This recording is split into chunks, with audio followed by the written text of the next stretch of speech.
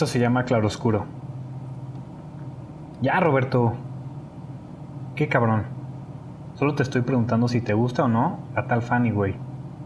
Responde tu hermano mayor sin voltearte a ver, con las manos al volante y con una sonrisa en el rostro, o al menos eso supones. Tú no le respondes. Volteas tu cara hacia la ventana del copiloto mientras el agua del cielo escurre. Pero también sonríes. Últimamente siempre sonríes.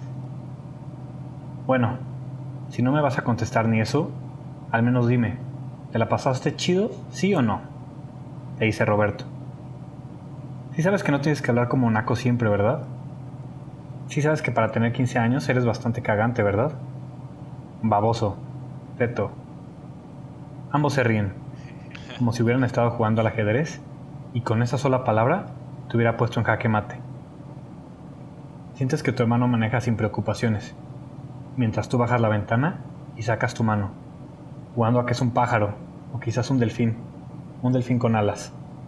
Y de a poco, la lluvia se convierte en agua de coche, pero no te interesa. Te interesa más sentir el aire moviendo tu cabello o las gotas pegándote en la cara. Y ese oscuro, ese maldito oscuro que todo lo rodea. Oye, al menos avísame, gritas, y metes la mano al auto antes de que te hubiera sido rebanada y termines desangrado por culpa de la ventana que sube eléctricamente. Todo eso mientras tu hermano a carcajadas te responde: ¿avisarte qué, güey? ¿Que voy a subir la ventana en medio de una tormenta? Siempre es así tu hermano. Así recuerda su voz, bañada en risa, en optimismo ciego. En un optimismo que estuvo presente incluso después de... Otra vez estás pensando en él, ¿verdad? ¿Lo extrañas? Te pregunta Roberto, bajando su tono, como siempre lo hace cuando se pone serio, pisando el acelerador y poniéndote nervioso. Dejas de sonreír, porque sabes que Roberto ha dado en el clavo. Estás pensando, como todos los días durante los últimos 2 años, en tu papá y en cómo murió, según te había dicho Roberto, en un accidente de tránsito. Y Roberto recuerda. No lo sabes porque no tienes forma de saberlo, pero él está recordando. Está recordando el tan mentado accidente de tránsito y la sensación de haberse quedado huérfano a sus 22 años. Habían pasado ya 24 meses desde junio del 2020, en aquel año del confinamiento y el puñetero virus, cuando tu padre perdió su empleo en el despacho de contadores en el que trabajaba y su alcoholismo empeoró a niveles inigualables. Roberto voltea a verte durante un rato y tú sientes su mirada. No puede regresársela, porque hoy, igual que ayer, igual que hace 2 años, igual que el día de tu nacimiento, hoy tus ojos son ventanas de tu alma, pero no herramientas de tu cerebro. Sigues ciego. Eres ciego. Y escuchas al pensar en eso la voz de tu padre, retumbando en tus oídos. Tú mataste a mi esposa y ni siquiera puedes ver, maldito niño. Era verdad. Sin saber cómo y sin saber con qué poder, en el momento del parto de tu madre, ella había perdido la vida para dártela a ti, como alguna especie de trato de alquimia. Y desde ese momento, te había odiado tanto tu padre como tú te habías odiado a ti mismo. Sentías que todos te odiaban. Todos, claro, menos tu hermano Roberto, que siempre había sido distinto.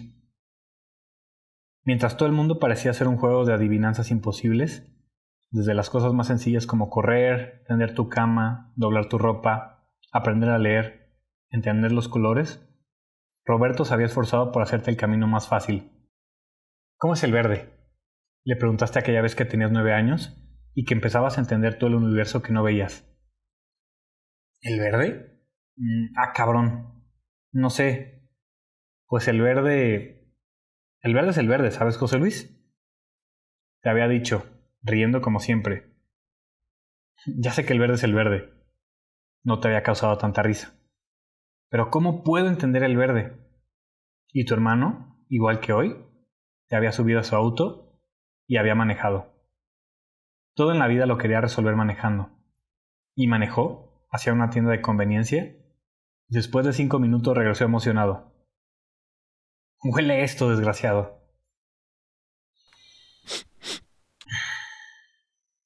Fresco. Huele a... Huele a verde. Y de repente tu mundo se iluminaba de pastos verdes, árboles verdes, manzanas verdes, papel verde. Lo fresco era lo verde. Después entendiste que lo mojado era lo azul, lo rasposo era marrón y lo caliente era amarillo. Y tu padre era el rojo. Rojo como el dolor que sentías en la mejilla después de que te pegaba. Rojo como el ardor de la garganta cuando querías llorar. ¡Llora! ¡Llora, imbécil!, te gritaba tu padre, a veces borracho y a veces muy borracho. Y si llorabas, te volvía a pegar. Y si no llorabas, te pegaba por no responder. Te pegaba y te dolía por el miedo de no saber de dónde vendría el golpe. Te rompía, manotazo tras manotazo, uno a uno los pedazos de tu alma. Te rompió con la alegría y te rompió con la infancia. Aprendiste a temerle al olor al alcohol en el aliento, el sonido del tequila sirviéndose en un vaso nada chico, el puñetazo que se daba contra la mesa en un ataque de rabia, o el sonido de los pies arrastrándose, siempre a tu cuarto. Tú no lo sabías, pero Roberto también pensaba en todo eso. Y su mente volvía una y otra vez hasta aquella noche de junio del 2020, cuando todos usamos cubrebocas, cuando todos nos cansamos y todos nos hartamos, cuando Roberto no dormía bien, cuando se despertaba gritando a medianoche, sudando, y caminaba.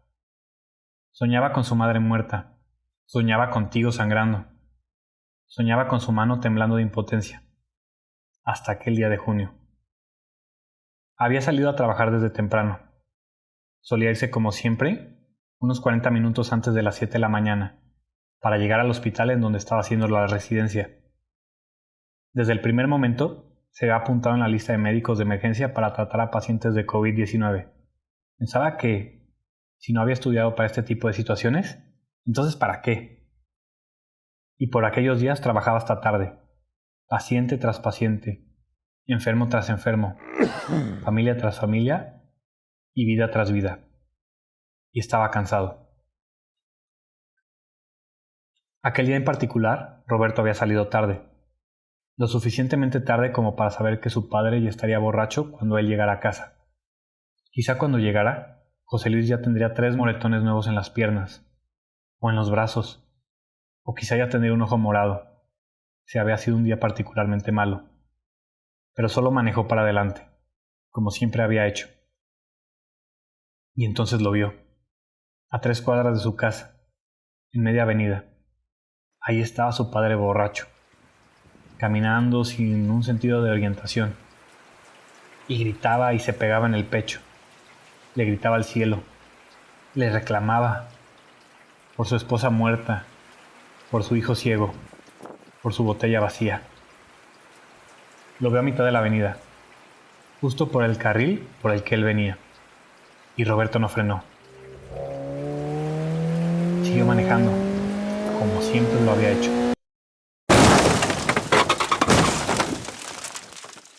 No importaba. Después le quitaría el golpe y la sangre del capo. Y ya te diría a ti, que jamás sabrías la verdad, que tu padre había muerto en un accidente de tránsito. No te preocupes, José, le dice Roberto 2 años después. Yo también extraño a papá. Fin.